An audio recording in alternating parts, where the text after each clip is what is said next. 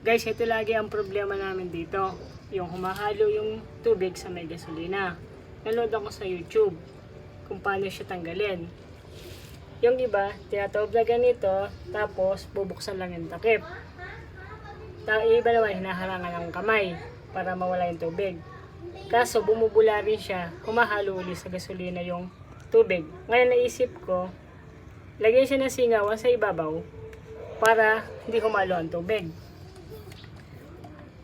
Eto butas na to. Binutas ka na. Ito na lang ibabaw.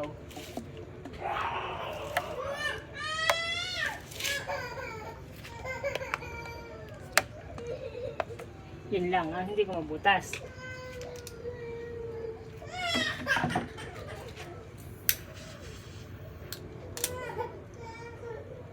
Ayan.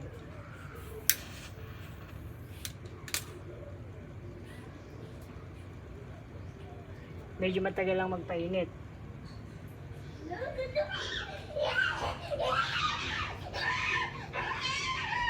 Pero ganun lang, bubutasan lang.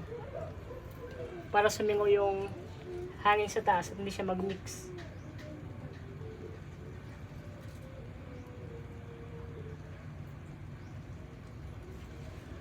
Try nyo na lang din kung nagustuhan nyo. Ayan, nabutas na siya. Oh, tignan nyo. Ayan, bumababa yung tubig, pero yung gasolina, kasi babaw pa rin. Yan, napakarami nga rin yung tubig. Pero kita nyo, hindi siya humahalo. Firmis lang yung tubig, nasa ibaba.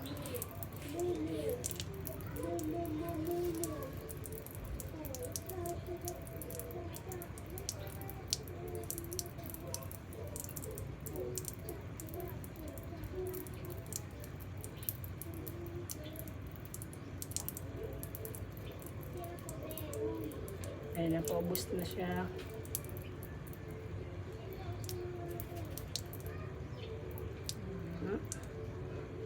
Okay na. Ayan, wala nang tubig. Ayan, sasalihan siya natin. Ganyan lang. Okay na. Ganun kadali. Paano? Sana makatulong sa inyo tips ko na to.